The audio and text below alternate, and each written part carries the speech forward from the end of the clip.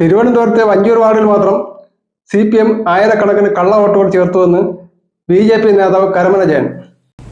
എല്ലാവർക്കും നമസ്കാരം. ഈ വരുന്ന തദ്ദേശ സ്വയംഭരണ സ്ഥാപനങ്ങളിലേക്കുള്ള തെരഞ്ഞെടുപ്പിൽ തിരുവനന്തപുരം നഗരസഭയില് CPM വ്യാപകമായിട്ടുള്ള ക്രമക്കേടും വോട്ട് കള്ളവോട്ടും വോട്ട് തട്ടിപ്പും നടത്തി 45 വർഷക്കാലമായി ഭരിക്കുന്ന അവരെ ഭരണം നിലനിർത്താൻ ശ്രമിക്കുന്നു, സജ്ജീകരിക്കുന്നു എന്നുള്ളതാണ് ഏറ്റവും ഒടുവിൽ കിട്ടിയിട്ടുള്ള തെളിവ്. സംസ്ഥാന ഇലക്ഷൻ കമ്മീഷന്റെ നിഷ്ക്രിയത്വം, സംസ്ഥാന ഇലക്ഷൻ കമ്മീഷന്റെ സഹകരണം ഇടതുപക്ഷ ജനാധിപത്യ മുന്നണിക്കുണ്ട് എന്നുള്ളതാണ് തെളിവാക്കുന്ന പല രേഖകളും പുറത്തുവന്നിട്ടുള്ളത്. SCSC ID നമ്പർ മൾട്ടിപ്പിളായി തന്നെ ഒരു വോട്ടർക്ക് പലയിടത്തായി വന്നിട്ടുണ്ട് എന്നുള്ളതാണ് ഏറ്റവും വലിയ സവിശേഷത. പല ഉദാഹരണങ്ങളും നമുക്ക് എടുത്തു കാണിക്കാം. കൂടുതൽ ഡീറ്റെയിൽസ് നിങ്ങൾക്ക് എത്തിക്കുന്നതാണ്. തിരുവനന്തപുരം നഗരസഭയിലെ എല്ലാ വാർഡുകളിലും CPM ആസൂത്രിതമായിട്ട് ഇത് നടത്തിയിട്ടുണ്ട് എന്നുള്ളത് വ്യക്തമാണ്. ഇതിൽ ഏറ്റവും കൂടുതൽ നടത്തിയിട്ടുള്ളത് വഞ്ചൂർ വാർഡാണ്. നമുക്കറിയാം, വഞ്ചൂർ വാർഡിലെ സ്ഥാനാർത്ഥിയെ സംബന്ധിച്ചിടത്തോളം തെരഞ്ഞെടുപ്പ് തുടങ്ങിയ കാലഘട്ടം തൊട്ട് ഇതുവരെ ഗുണ്ടായിസം മാത്രം കാണിച്ച് ഇലക്ഷനിൽ വോട്ട് നേടുക എന്ന ലക്ഷ്യത്തോടു കൂടിയാണ് വഞ്ചൂരിലെ LDF സ്ഥാനാർത്ഥി ശ്രീ ബാബു, അതേപോലെ ശങ്കരൻകുട്ടി നായർ എന്ന പുതിയ പേരും അദ്ദേഹം ചേർത്തിട്ടുണ്ട്. അത് അടുത്ത കാലത്ത് പ്രസ് ക്ലബ്ബ് സെക്രട്ടറി ശ്രീ രാധാകൃഷ്ണനെ മർദ്ദിച്ചതടക്കമുള്ള നിരവധി സംഭവങ്ങൾ നമുക്ക് എല്ലാവർക്കും മാധ്യമ ലോകങ്ങൾക്കും എല്ലാം അറിയാവുന്നതാണ്. ഇത് വഞ്ചൂരിൽ അട്ടിമറി വിജയം നേടുക, ശരിക്കും ധാർമ്മികമായിട്ടുള്ള ഒരു വിജയം നേടാതെ അധാർമികതയോടെ ഒരു വിജയം നേടുക എന്നുള്ളത് 2015 ശ്രീ അശോക് കുമാറിനെ തോൽപ്പിച്ചത് ഒരു വോട്ടിനാണ്. അതും ഇതുപോലുള്ള ക്രമക്കേടുകൾ വ്യാപകമായി നടത്തിയതിന്റെ അടിസ്ഥാനത്തിലാണ് അദ്ദേഹം ജയിച്ചത്. 2020 അദ്ദേഹത്തിന്റെ മകൾ ജയിച്ചതും 223 വോട്ടിനാണ്.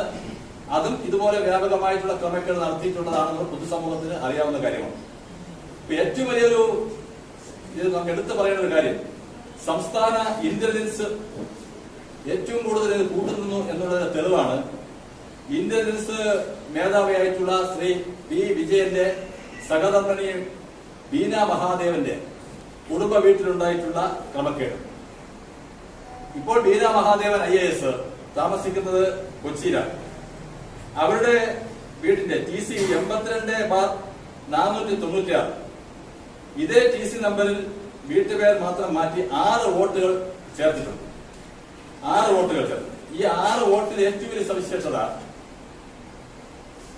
ഈ ശങ്കരൻകുട്ടി നായർ, അതായത് ബാബുവിന്റെ LDF സ്ഥാനാർത്ഥി ബാബുവിന്റെ PA ആയിട്ടുള്ള അജിത് പ്രസാദിന്റെ മകൾ ഈ വോട്ടിൽ ക്രമക്കേട് നടത്തി വോട്ടിൽ ചേർന്നിട്ടുണ്ട് എന്നുള്ളതാണ്. ബാബുവിന്റെ PA അജിത് പ്രസാദ്, അതേ മകൾക്ക് കുന്നുകുഴിയിലും വോട്ടുണ്ട്. മറ്റ് 5 വോട്ടുകളും ഇതുപോലുണ്ട്. ഇതിന്റെ തെളിവാണ് ഈ കാണുന്നത്. അതോടൊപ്പം തന്നെ രണ്ടാമത് സ്ഥാനാർത്ഥി വഞ്ചൂരിലെ സ്ഥാനാർത്ഥി ബാബുവിന്റെ തൊട്ടടുത്ത വീട് പൗർണമി എന്ന വീട്ടിൽ 5 വോട്ടാണ് അനധികൃതമായി ചേർത്തിട്ടുള്ളത്. ആ വീട്ടില് വിവേക് പത്മനാഭൻ തമ്പി എന്ന ഒരാൾ മാത്രമേ അവിടെ താമസിക്കുന്നു. വിവേക് പത്മനാഭൻ തമ്പി ഇതാണ്. ഇതിൽ 5 വോട്ട് അല്ലാതെ ചേർത്തിട്ടുണ്ട്. അവിടെ യഥാർത്ഥത്തിലുള്ളത് വിവേക് പത്മനാഭൻ തമ്പി എന്നുള്ള വോട്ട് മാത്രമാണ് അവിടെ ഉള്ളത്. ബാബുവിന്റെ തൊട്ടടുത്തുള്ള വീട്ടിലാണ്. അതോടൊപ്പം കഴിഞ്ഞ തവണ BJPയുടെ സ്ഥാനാർത്ഥിയായിരുന്ന ജയലക്ഷ്മിയുടെ, അതായത് നമ്മുടെ ഈ മീഡിയ കോർ കൺവീനറുടെ പ്രേംകുമാറിന്റെ സഹധർമ്മിണിയാണ്. അദ്ദേഹത്തിന്റെ വീട്ടിൽ 2020 അനധികൃതമായി 2 വോട്ട് വന്നു ചേർന്നു. അത് ഡിലീറ്റ് ചെയ്യാൻ കൊടുത്തതിന് ശേഷം വീണ്ടും ഡിലീറ്റ് ചെയ്ത് സെപ്റ്റംബർ 2-ാം തീയതി ഡിലീറ്റ് ചെയ്തു. സെപ്റ്റംബർ 2-ാം തീയതി ഡിലീറ്റ് ചെയ്തു വന്നു. പക്ഷേ ഒക്ടോബർ 25-ന് ഇറങ്ങിയ വോട്ടർ ലിസ്റ്റില് മുഹമ്മദ് റിയാസ് എന്ന വോട്ട് വീണ്ടും വന്നിരിക്കുന്നു. ഇത് അദ്ദേഹം ഡിലീറ്റ് ചെയ്യാൻ കൊടുത്തു, ഡിലീറ്റ് ചെയ്ത് വന്നു.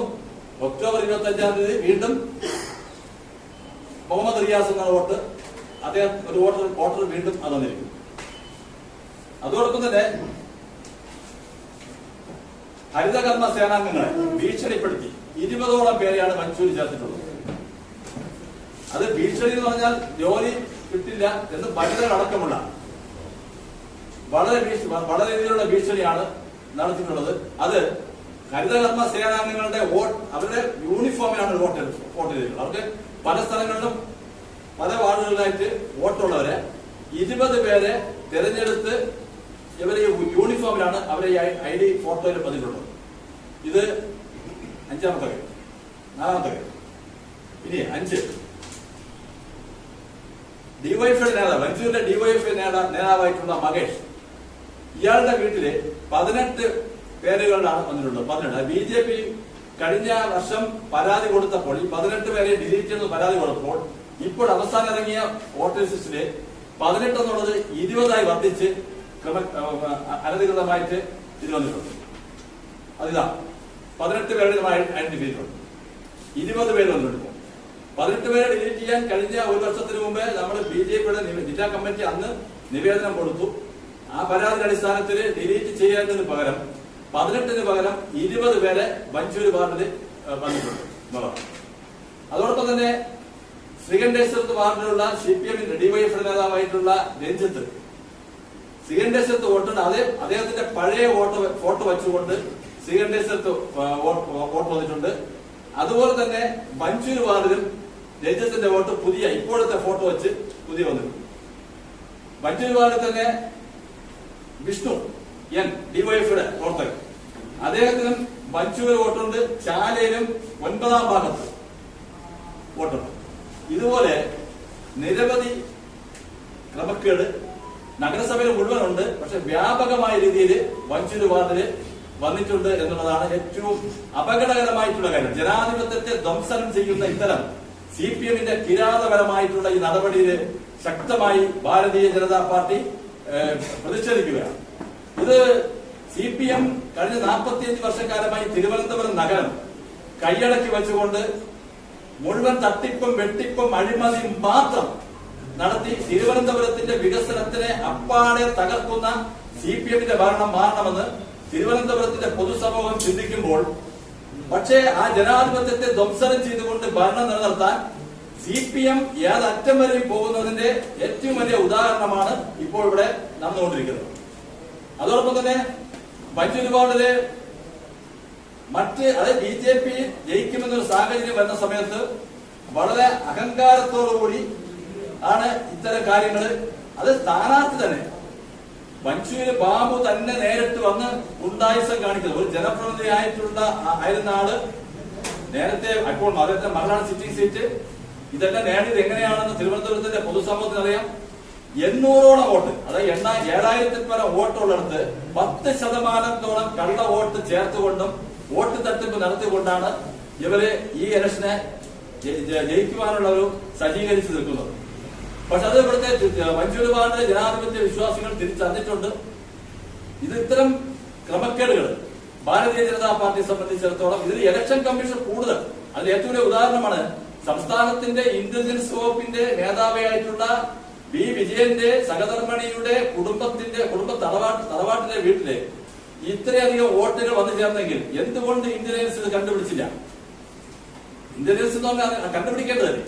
അപ്പോൾ ഒന്നേ ഇന്റലിജൻസിന്റെ അവരുടെ ഏറ്റവും വലിയ പരാജയം അതല്ല. ഞങ്ങൾ വിശ്വസിക്കുന്നത് ഇതിനെ ഈ കേരളത്തിലെ മുഴുവൻ ഭരണ സംവിധാനങ്ങളും കേരളത്തിലെ തദ്ദേശ സ്വയംഭരണ സ്ഥാപനങ്ങളുടെ തെരഞ്ഞെടുപ്പിൽ CPMന് വേണ്ടി നിൽക്കുന്നു എന്നതിന്റെ ഏറ്റവും വലിയ ഉദാഹരണമാണ് ഇപ്പോൾ കണ്ടിട്ടുള്ളത്. അതോടൊപ്പം തന്നെ ഞങ്ങൾ ആവശ്യപ്പെടുന്നത് മഞ്ചൂരി വാർഡിലെ എല്ലാ പോളിംഗ് സ്റ്റേഷനിലും ഇത്തരം ക്രമക്കേട് നടക്കുന്നു, ഗുണ്ടായിസ് നടക്കുന്നു.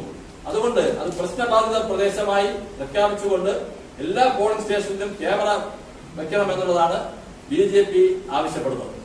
അതോടൊപ്പം തന്നെ കാട്ടായിക്കുളത്ത്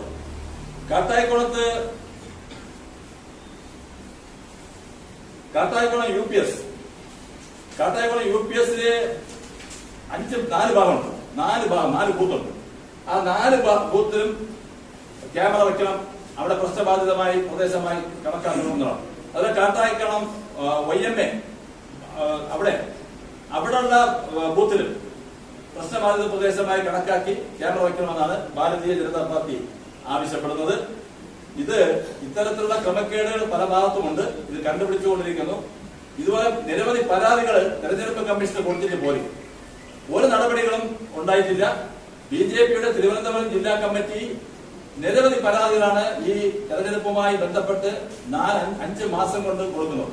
ഇലക്ഷൻ കമ്മീഷനെ ശ്രീ കുമ്മനം രാജശേഖരൻ പോലുള്ള സീനിയർ നേതാക്കന്മാരെ ഞങ്ങൾ സന്ദർശിച്ച് ഇലക്ഷൻ കമ്മീഷനൊക്കെ കൊടുത്തിട്ട് പോലും ഒരു അനുഭവപൂർണ്ണമായിട്ടുള്ള ഒരു നടപടിയിലെയും ഇലക്ഷൻ കമ്മീഷനിൽ പോയിട്ടില്ല. ഇതിനർത്ഥം കേരളത്തിലെ ഭരണ സംവിധാനം മുഴുവൻ, പ്രത്യേകിച്ചും തിരുവനന്തപുരം നഗരസഭാ ഭരണം നിലനിർത്താനുള്ള വളരെ ആസൂത്രിതമായ നീക്കങ്ങൾ ഇവർ നടത്തിക്കൊണ്ടിരിക്കുകയാണ്. അതിന്റെ ഏറ്റവും വലിയ തെളിവുകളാണ് ഇന്ന് പുറത്തുവിട്ടിട്ടുള്ളത്.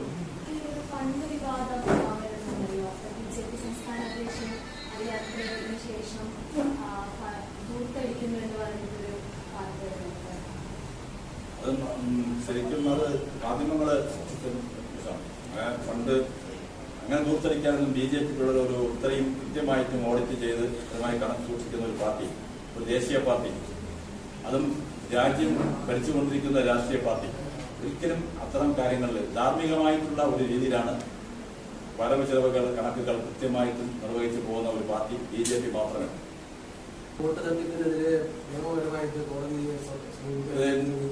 ഞങ്ങൾ ഇലക്ഷൻ കമ്മീഷന് വീണ്ടും ഞങ്ങൾ പരാതി കൊടുക്കാൻ പോവുകയാണ്.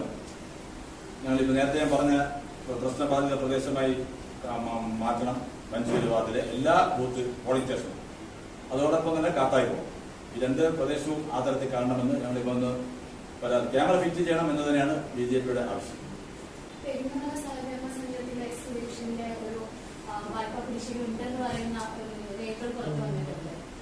അത് അദ്ദേഹം കൃത്യമായിട്ടും അതിന് മറുപടി തന്നിട്ടുണ്ട്.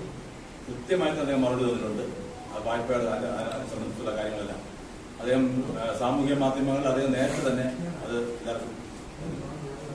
അത് കാണുമ്പോൾ വായിക്കുമ്പോൾ നമ്മുടെ ഇനിയുള്ള ദിവസങ്ങളിൽ ഇതുപോലുള്ള CPMന്റെ പല ആസൂത്രിതമായിട്ടുള്ള പല ഇടപെടലുകൾ ഭരണ സംവിധാനം ഉപയോഗിച്ച് വരും. അത് മാത്രമല്ല പല പ്രദേശങ്ങളിലും ഗുണ്ടായിസത്തോട് കൂടും.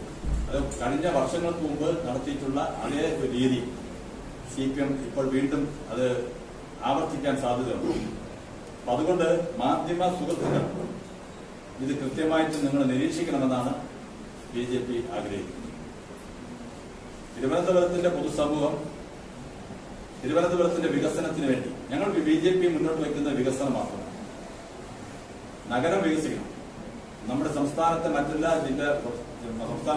നമ്മുടെ രാജ്യത്തിന്റെ മറ്റെല്ലാ സംസ്ഥാന തലസ്ഥാന നഗരങ്ങളും വികസനത്തിന്റെ പാതയിൽ മുന്നോട്ട് പോകുമ്പോൾ തിരുവനന്തപുരം മാത്രമാണ് നമ്മൾ ഉദ്ദേശിക്കുന്ന തരത്തിലേക്ക് വികസനം എത്താൻ കഴിയും.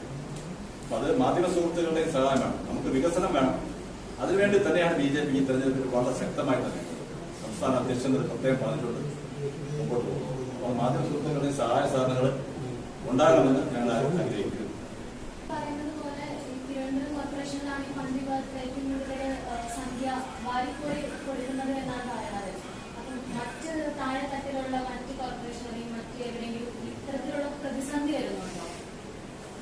തിരുവനന്തപുരം കോർപ്പറേഷന്റെ മറ്റ് അഴിമതികളെ കുറിച്ചും മറ്റുള്ള കാര്യങ്ങളും ഇപ്പൊ ഈ പറഞ്ഞ ചോദ്യങ്ങൾക്കെല്ലാം നാളെ സംസ്ഥാന അധ്യക്ഷൻ ജില്ലാ അധ്യക്ഷൻ നാളെ വീണ്ടും മാധ്യമങ്ങളെ കാണും.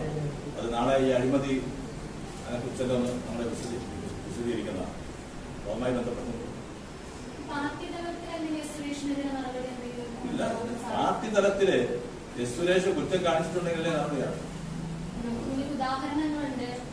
അത് അദ്ദേഹം പറഞ്ഞിട്ടുണ്ട്. അദ്ദേഹത്തെ കൃത്യമായിട്ട് അദ്ദേഹം പറഞ്ഞിട്ടുണ്ട്. അദ്ദേഹം അത് വിശദീകരിച്ചിട്ടുണ്ട്.